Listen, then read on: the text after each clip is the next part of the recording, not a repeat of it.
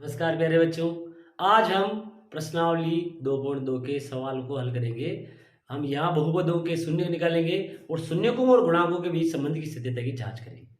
तो कर देखते हैं सवाल नंबर 1 को। सवाल नंबर 1 है, निम्न द्विघात बहुपदों के शून्य ज्ञात कीजिए और शून्यकों और गुणांकों के बीच के संबंध की स्थिरता की जांच कीजिए। तो पहला है इसका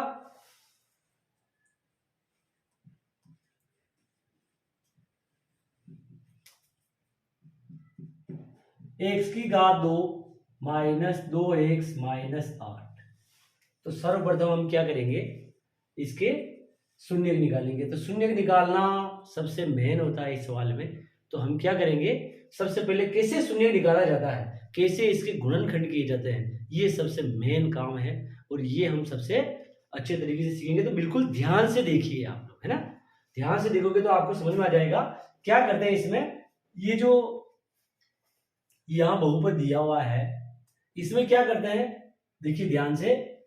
सबसे पहले x की घात 2 के गुणा में जो होता है उसका अचर पद से गुणा करते हैं। तो देखिए क्या करते हैं, x की घात 2 के गुणा में यहाँ कुछ भी नहीं दिया हुआ है तो हम यहाँ मान सकते हैं कि 1 है और अचर पद क्या है माइनस का 8। गुणा करेंगे क्या आएगा, 8 एकम 8 माइनस के 8। तो अब क्या काम करना है, इस 2 को कौन सी दो संख्याओं के गुणनफल के रूप में लेके जोड़ या बाकी में लिखे, जिससे कि जो 2 प्राप्त हो, गुणा करने पर हमें क्या मिलना चाहिए, माइनस का 8 मिलना चाहिए। तो सबसे पहले हम क्या करेंगे, माइनस 8 के गुणनखंड करते हैं, किस किस को गुणा करने पर माइनस 8 मिलता है। तो सबसे पहले हम देखते हैं, 1 का 8 से गुणा करते हैं 8, 2 का किससे गुणा करेंगे 8 आ जाए, 2 का 4 से करते हैं तो कितना आता है 8। फिर एक बार 8 किस किस से गुणा करने पर आ रहा है ये देख लेते हैं। फिर 2 के बाद में 3 से नहीं आता है, 4 से हमने लिख ही रखा है, 5 से नहीं आता, 6 से नहीं आता, 7 से नहीं आता और 8 से आता है वो लिख रखा है। इसका मतलब 8 के केवल और केवल क्या है, 2 गुणनखंड है। अब 2 है तो 2 में से हमें ये देखना है कि किसका जोड़ या घटावा इसके बराबर आता है, मध्य पद के बराबर। तो मध्य पद हमारा 2 1 है, तो देखते हैं 8 में से 1 गया तो 7 और 8 में 1 जोड़ते हैं तो 9 आता है। तो ये वाला तो संभव नहीं है, तो ये वाला तो हो गया कैंसिल। अब बचा कौन सा वाला, 4 और 2 वाला। तो 4 और 2 को गुणा करने पर तो 8 आ रहा हमें पता है, लेकिन जोड़ने या घटाने पर क्या आना चाहिए 2। तो 4 में से 2 जाएंगे तो कितने बचते हैं 2। इसका मतलब ये वाला जो है हो सकता है, ये कब होगा जब हम इसमें से इसको घटाएं तो माइनस के 2 बचने चाहिए। इसका मतलब 4 जो है किसका होना चाहिए, माइनस का, और प्लस का क्या होना चाहिए 2। अब क्योंकि 2 एक्स के गुणनखंड, 2 एक्स के टुकड़े हैं ये, तो दोनों जो है दोनों के साथ हम क्या लगा देंगे, एक्स लगा देंगे। तो माइनस 4x प्लस 2x क्या हो गया, माइनस 2x के 2 टुकड़े हो गए हैं, जिनको हम अगर हल करें तो हमें क्या मिलता है माइनस 2x, और गुणा करने पर हमें क्या मिलेगा, माइनस का 8 मिलता है। तो हम इसको रख देते हैं यहाँ पे, x की घात 2 minus 4x plus 2x minus 8। क्या करेंगे, इसमें से कॉमन लेंगे, फिर उसके बाद में इसमें से कॉमन लेंगे। तो सबसे पहले इसमें से क्या कॉमन आ रहा है, हम ऐसी संख्या कॉमन ले सकते हैं जिसका इन दोनों पदों में भाग जा रहा हो। तो दोनों पदों में किसका भाग जा रहा है, ध्यान से देखिए, यहां x है और यहां भी x है, तो x का भाग तो जा ही रहा है, तो हम x कॉमन ले सकते हैं। अब x कॉमन लिया तो यहां क्या आएगा, इस x की घात 2 की जगह, तो हम क्या करेंगे, भाग देके देखेंगे। x की घात 2 पे किसका भाग लगाना, जो हमने कॉमन लिया है। कॉमन क्या लिया है, x का भाग लगाएंगे तो x की घात 2 को क्या लिख सकते हैं, x इंटू x। तो इसमें अगर हम 2 का x का भाग लगा दें तो x से x कट जाएगा, क्या बच जाएगा x। तो यहां आएगा x, फिर माइनस 4x है, 4x में हम भाग लगाएंगे x का, तो क्या आएगा x से, क्योंकि हमने क्या लिया है यहाँ पे धनात्मक x कॉमन लिया है, तो अगर हम माइनस 4x के अंदर x का भाग लगाए तो x से x कट जाएगा, माइनस 4 बच जाएगा। तो माइनस तो हमने पहले से लिख दिया है, तो हम यहाँ लिख देंगे 4। अब यहाँ देखिए, यहाँ जो चिन्ह होता है उसको हम कॉमन ले लेते हैं। पहले सबसे पहला काम ये है, उसके बाद देखना होता है कि इसमें से क्या कॉमन आ रहा है। तो इन दोनों में देखो किसका भाग जा रहा है, 2 का भाग जा रहा है, तो 2 जो है कॉमन आ जाएगा। 2 हमने कॉमन ले लिया, 2 का भाग 2x में लगाएंगे तो क्या आएगा, 2 एकम 2, तो क्या बच गया x, यहाँ आएगा x, और फिर प्लस 2 का भाग माइनस 8 में लगाएंगे तो क्या आएगा, माइनस 8 के अंदर हम प्लस 2 का भाग लगा रहे हैं, तो प्लस माइनस माइनस जाएगा, 2 एकम 2, 2 चौक 8, तो ये आ जाएगा हमारे पास माइनस का 4। अब ध्यान से देखिए इन दोनों में क्या कॉमन आ रहा है, x माइनस 2, तो x माइनस 2 कॉमन ले लेते हैं, सॉरी x माइनस 4 कॉमन आ रहा है, तो x माइनस 4 हमने कॉमन ले लिया। अब क्या बच गया, x और प्लस 2। अब क्योंकि ये तो हो गए हमारे द्विघात बहुपद के गुणनखंड, तो ये है तरीका द्विघात गुणनखंड निकालने का। अब हम निकालेंगे इसके शून्यक। किसी भी बहुपद के शून्यक निकालने के लिए हम लोग क्या करते हैं, उस बहुपद को 0 के बराबर करते हैं, क्योंकि हमने 9वीं कक्षा में पढ़ा है, किसी बहुपद के शून्यक निकालना सीखा था। हम बहुपद को शून्य के बराबर करते थे तो हमें क्या मिलता था, शून्यक मिल जाता था। तो अब ये जैसा हमने 9वीं कक्षा में किया वैसे ही यहाँ पे भी करेंगे। तो क्या लिखेंगे यहाँ पे, इसको 0 के बराबर करेंगे। अब इसको 0 के बराबर करेंगे तो क्या आएगा, x माइनस 4 बराबर 0, तो x बराबर माइनस की संख्या इधर जाके किसकी हो जाएगी, प्लस की हो जाएगी, तो x बराबर आ जाएगा 4। फिर हम करेंगे x प्लस 2 बराबर 0, इसको 0 के बराबर करेंगे तो क्या आएगा, 2 इधर जाएगा तो क्या आएगा, x बराबर माइनस के 2। तो इस प्रकार से हमें दो शून्यक मिल गए, x बराबर 4 और x बराबर माइनस के 2। तो इस प्रकार से हमें एक द्विघात बहुपद के शून्यक निकाल सकते हैं। अब शून्यकों और गुणांकों के बीच के संबंध की सत्यता की जांच करते हैं। तो देखिए क्या दिए, हमें क्या निकालना है, गुणांकों के शून्यकों और गुणांकों के बीच के संबंध की सत्यता की जांच करनी है। तो सर्वप्रथम क्या करेंगे, शून्यकों का योग, शून्यकों का योग, शून्यकों का योग क्या होता है, अल्फा प्लस बीटा। तो अल्फा प्लस बीटा, ध्यान से देखिए पहला जो हमारा शून्यक आया वो क्या होगा, अल्फा। तो यहां अल्फा क्या है, अल्फा हमारे पास यहां हम लिख देते हैं, अल्फा बराबर हमारे पास है 4, और बीटा जो दूसरा शून्यक है वो कितना है, माइनस के 2।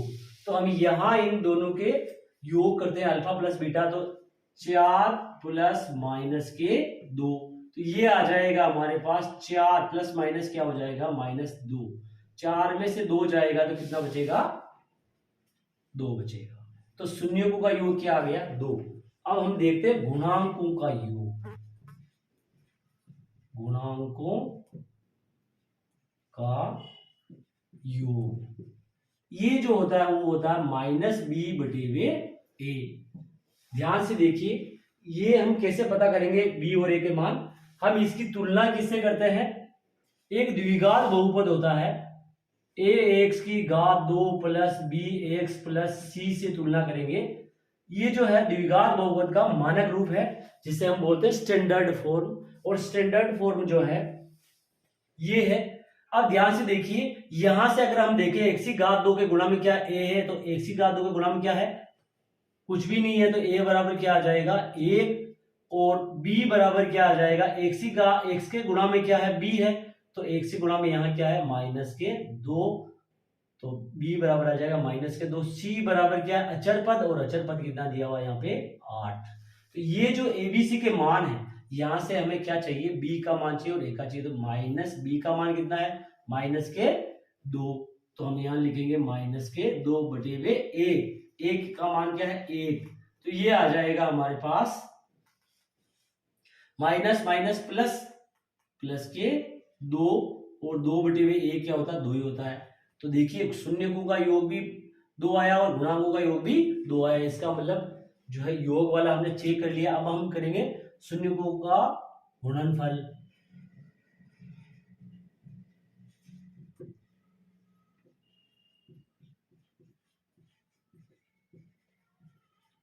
देखिए शून्यकों का गुणनफल क्या होता है, अल्फा बीटा, दो शून्य के दोनों का गुणनफल लिखेंगे। तो शून्य गुणनफल करते हैं 4 इंटू माइनस के 2, तो 4 दूनी 8, प्लस माइनस प्लस क्या आ जाएगा, माइनस के 8। अब गुणांकों का गुणनफल,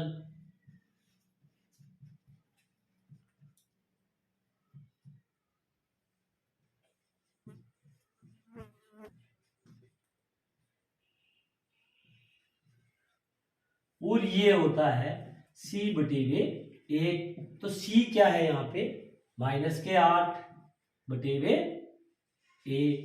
तो a का मान कितना है यहाँ पे, a का मान है 1, तो ये आ जाएगा -8। देखिए शून्यकों का योग और गुणांकों का योग दोनों बराबर आया है, ऐसे ही शून्यकों का गुणनफल और गुणांकों का योग गुणनफल भी बराबर आया। तो हम लिखेंगे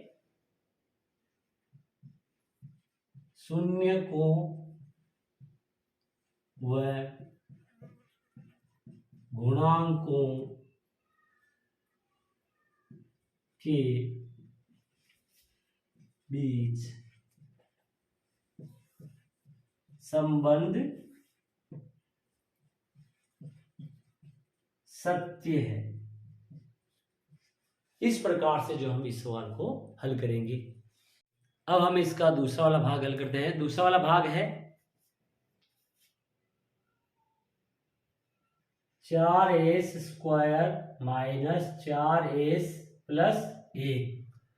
तो यहां देखिए इसके यहाँ 4 है और यहाँ पे 1 है, तो 4 × 1 बराबर आ जाएगा 4।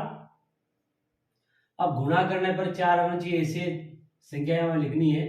तो 1 × 4 हो गया, 2 × 2 बराबर 4, 3 × 3 का किसी से गुणा करते हैं तो 4 नहीं आता है, 4 का गुणा करते हैं 1 से तो 4 आता है। तो ये हमने लिख रखा है। तो ये जो है 2 गुणनखंड होंगे इस प्रकार के। तो देखिए क्या होगा,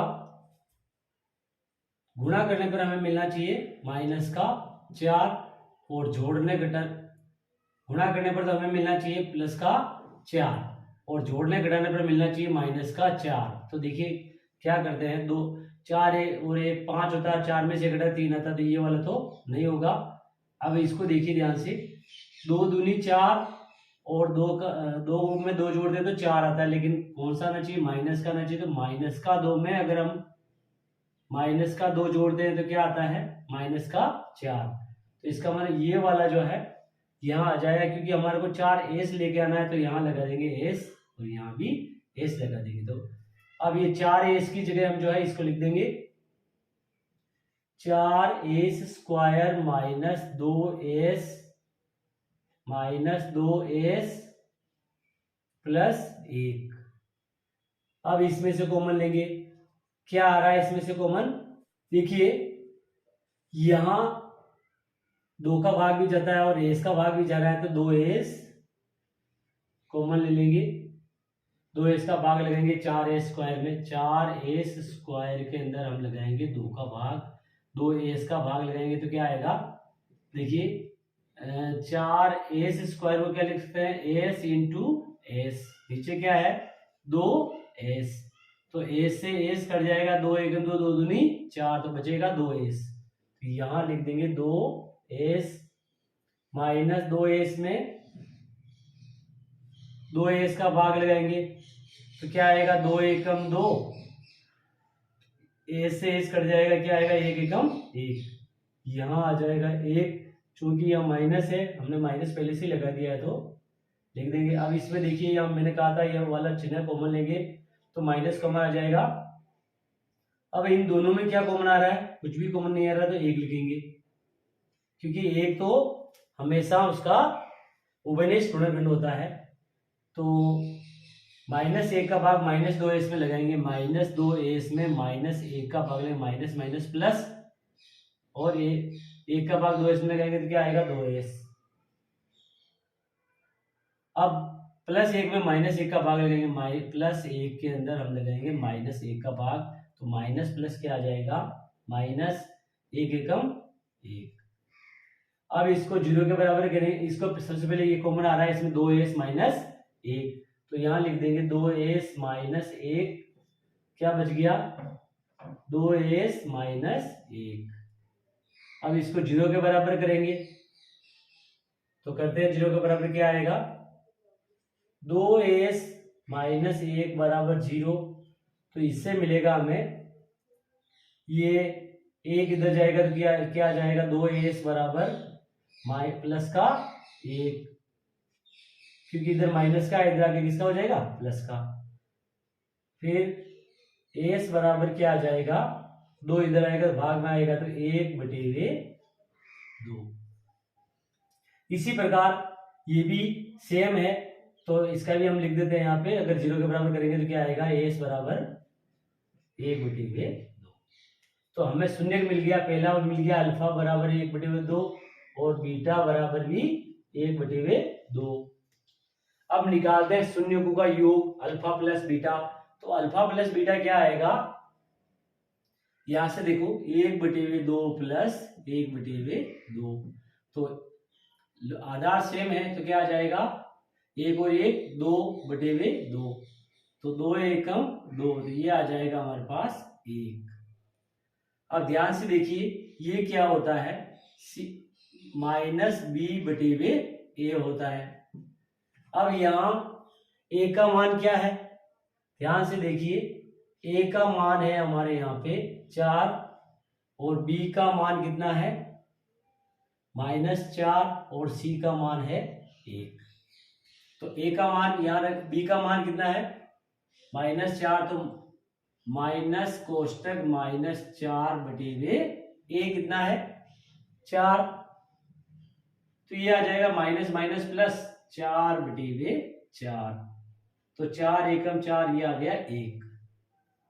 अब हम देखते हैं शून्यों का गुणनफल।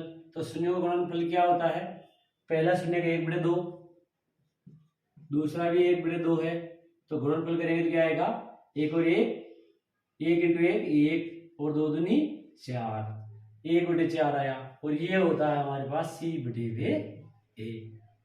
तो c क्या है, 1 a 4, तो ये आ गया हमारे पास 1/4। देखिए शून्य का गुणनफल और गुणांकों का गुणनफल दोनों बराबर आए हैं, तो हम यहां लिख देंगे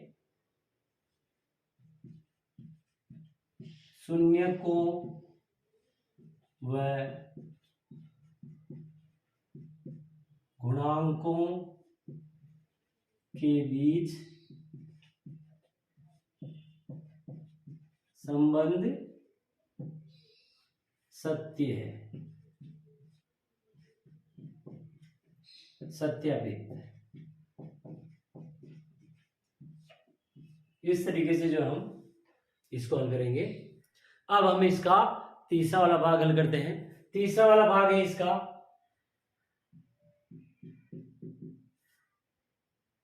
6x की घात 3, सॉरी 6x की घात 2 -3 -7x। तो क्या करेंगे, इसको हम जो है ax² + bx + c के रूप में बदलेंगे। तो कैसे बदल सकते हैं इसको, देखिए ध्यान से, ax की घात 2 तो 6x की घात 2, फिर bx मतलब 7x, ये जो है बीच में लिखेंगे इसको, फिर c मतलब -3 अचर पद। ये जो है हमारा इस सवाल और इस सवाल की तरह हो गया है। अब हम ये जो मानक रूप है द्विघात बहुपद का, इसके रूप का हो गया। अब इसको आसानी से हम हल कर सकते हैं। तो इसको हल करने के लिए क्या करना पड़ेगा, ध्यान से देखिए, इसका और इसका गुणा करते हैं, क्या आएगा, 6 × -3 बराबर आ जाएगा 6 × 18 -18। गुणा करने पर -18 आना चाहिए और जोड़ने घटाने पर क्या आना चाहिए, 7। तो इस ऐसी संख्याएं देखनी है हमें। तो उससे पहले हम क्या करेंगे, सर्वप्रथम जो है 18 के गुणनखंड लिखते हैं, किसी से गुणा करने पर 18 आता है, तो 1 × 18 करते हैं तो कितना आता है 18, 2 × 9 करते हैं तो भी कितना आता है 18, 3 × 6 करते हैं तो भी 18 आता है, और 7 से नहीं आता है, 8 से नहीं आता है, 9 से आता है, 9 से हमने लिख दिया है, 10 11 12 13 14 15 16 17 और 18, तो 18 से आता है, हमने लिख दिया। तो ये इसके जो है संभावित गुणनखंड हैं 18 के। अब ध्यान से देखिए, इसमें हम चेक करते हैं सबसे पहले कि जोड़ने घटाने पर क्या आना चाहिए, 7x आना चाहिए। 6 और 3 9, और 6 में से 3 जाते 3, ये भी नहीं हो सकता है। 18 और 1 19, 18 में से 1 गया 17, ये भी नहीं है, तो ये भी नहीं हो सकता, ये भी नहीं हो सकता है। 9 और 2 11 और 9 में से 2 जाते हैं 7, ये वाला जो है ये 6 और 3 9, और 6 में से 3 जाते हैं तो ये जो ऊपर वाला और ये सेम है, तो ये भी नहीं हो सकता। ये जरूर हो सकता है क्योंकि 9 में से 2 जाते हैं तो 7 बचते हैं। अब हमें यहाँ कौन से वाले 7 चाहिए? माइनस के 7 बचने चाहिए, मतलब बड़ी संख्या कौन सी होनी चाहिए? माइनस की, और छोटी संख्या किसकी होनी चाहिए? प्लस की। अब ध्यान से देखिए, क्योंकि यहाँ पे एक्स है तो हम एक्स लगा देंगे दोनों के साथ, तो ये जो है अगर अपन जोड़ते हैं तो कितना आता है? माइनस के 7 एक्स। ये वाला या हम माइनस 7 एक्स की जगह रख देंगे। देखिए करते हैं, 6 एक्स की घात 2 minus 9 x plus 3 x minus 3। अब इसमें से कॉमन लेते हैं, इसमें से क्या कॉमन आएगा? देखिए 6 का भाग दोनों में नहीं जाता है, लेकिन 3 का भाग दोनों में जा रहा है, तो हम क्या ले सकते हैं कॉमन? 3, और एक्स दोनों में है तो एक्स। एक्स की अधिकतम घात कितनी है? न्यूनतम घात, एक्स की घात 1 है, तो एक्स की घात 1 मतलब एक्स लिया हमने कॉमन। अब देखिए 3 एक्स का भाग जो है अपन 6 एक्स की घात 2 में लगेंगे, 6 एक्स की घात 2 में 3 एक्स का भाग लगाएंगे, तो 6 एक्स की घात 2 क्या लिख सकते हैं? एक्स इंटू एक्स, नीचे क्या है? 3 एक्स। 3 एकम 3, 3 दूनी 6, एक से एक्स कट गया, क्या बच गया? 2 एक्स। यहां लिख देंगे 2 एक्स, फिर लगाएंगे भाग माइनस 9 एक्स में 3 एक्स का भाग लगाएंगे, तो एक से एक्स कट जाएगा, 3 तिये 9 माइनस के 3। अब ध्यान से देखिए, यहां देखिए इसको, यहां हमने गड़बड़ लिख दिया है। हमारा जो गुणनखंड था यहाँ पे क्या था? 2, तो 9 9 और 2, 9 में से 2 जाते हैं 7 बचते हैं, तो यहाँ कितना लिखना चाहिए हमें? 2 लिखना चाहिए था। तो यहाँ क्या आ जाता है? देखिए यहाँ 3 आया है। अब यहाँ क्या कॉमन आ रहा? कुछ भी कॉमन नहीं आ रहा। पहले तो प्लस कॉमन लेंगे, उसके बाद में एक कॉमन ले रहे हैं, तो 2 एक्स में 1 का भाग लगाएंगे, क्या आ जाएगा? वही संख्या आएगी, मतलब 2 एक्स आएगा। फिर माइनस 3 में प्लस 1 का भाग लेंगे, तो प्लस माइनस माइनस माइनस के 3। अब इसमें क्या कॉमन आ रहा है? 2x माइनस 3, 2x माइनस 3 दोनों जगह है, इसका मतलब 2x माइनस 3 कॉमन है, लिख देंगे यहाँ पे 2x माइनस 3 कॉमन। क्या बच गया? इधर बच गया 3x और इधर प्लस 1 बराबर। अब जो है हम यहाँ पे क्या करेंगे? इसको शून्य निकालने के लिए 0 के बराबर करेंगे, तो इसको 0 के बराबर करेंगे तो क्या आएगा? 2x माइनस 3 बराबर 0। ये आ जाएगा, 3 इधर जाएगा तो क्या बचेगा? 2x बराबर प्लस के 3, और x बराबर आ जाएगा 3, तो ये 2 इधर आएगा, भाग में आएगा तो 3 बटे हुए 2। दूसरा जो है 0 को बराबर करेंगे, 3x प्लस 1 बराबर 0, तो ये क्या आएगा? 1 इधर जाएगा, माइनस का 1, तो 3x बराबर माइनस 1, x बराबर क्या आ जाएगा? माइनस 1 बटे हुए 3। ये हमारा हो गया दूसरा शून्य। तो ध्यान से देखिए, अल्फा बराबर क्या है हमारे पास? अल्फा बराबर है 3 बटे हुए 2, और बीटा बराबर आ गया हमारे पास माइनस 1 बटे हुए 3। अब हम चेक करते हैं शून्यों का योग, तो शून्यों का योग करते हैं यहाँ पे 1 बटे हुए 3 प्लस माइनस का क्या लिखा हमने? बीटा का मान, अल्फा का मान 3 बटे 2 है, तो यहां हम चेंज कर देते हैं इसको, 3 बटे हुए 2 प्लस माइनस का क्या है? 1 बटे हुए 3। इसको हल करते हैं, 3 बटे हुए 2 प्लस माइनस हो जाएगा माइनस 1 बटे हुए 3, तो इसको आगे हल करते हैं। लघुत्तम लेना पड़ेगा, 3 का गुणा इधर कर देंगे, 2 का गुणा इधर कर देंगे, 3 तिये 9 माइनस 2 एकम 2, और नीचे इन दोनों का आपस में गुणा, 3 दूनी 6, तो 9 में से 2 गए तो कितने बचे? 7 बटे हुए 6। अब क्या होता है? ये होता है माइनस b बटे हुए ए। तो b की जगह माइनस बी, देखिए ध्यान से, यहां अगर हम इसकी तुलना इससे करते हैं तो क्या आता है, a की जगह 6 है, तो आ जाएगा हमारे पास a बराबर 6 और b बराबर क्या आएगा, b जो है 1 से गुणा में यहाँ क्या है -7 है, तो b का मान आ गया -7 और c जो है अचर पद है, तो c क्या है -3। अब ध्यान से देखिए -b/a तो -7 है, तो यहां लिखेंगे हम माइनस कोष्टक -7/a,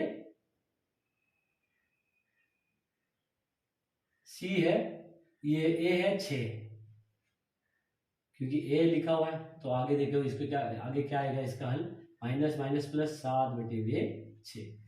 तो हमने हल किया, शून्यकों का गुणनफल 7/6, योगफल 7/6 आया और गुणांकों का भी 7/6।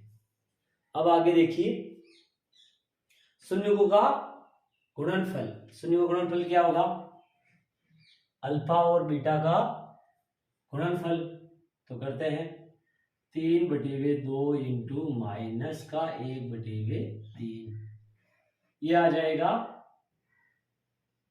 3 से 3 कट जाएगा, 3 एकम 3, 1 एकम 1 और यहाँ माइनस आएगा कि माइनस प्लस माइनस, और नीचे क्या आएगा 2।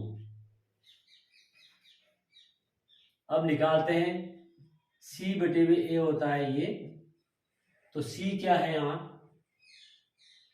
यहाँ देखिए c हमने यहाँ निकाला है -3, तो -3/a, a कितना है 6, तो करते हैं इसको हल, 3 एकम 3, 3 दूनी 6, तो -1/2। तो अब हम लिख सकते हैं शून्यकों व गुणांकों के बीच संबंध सत्य है।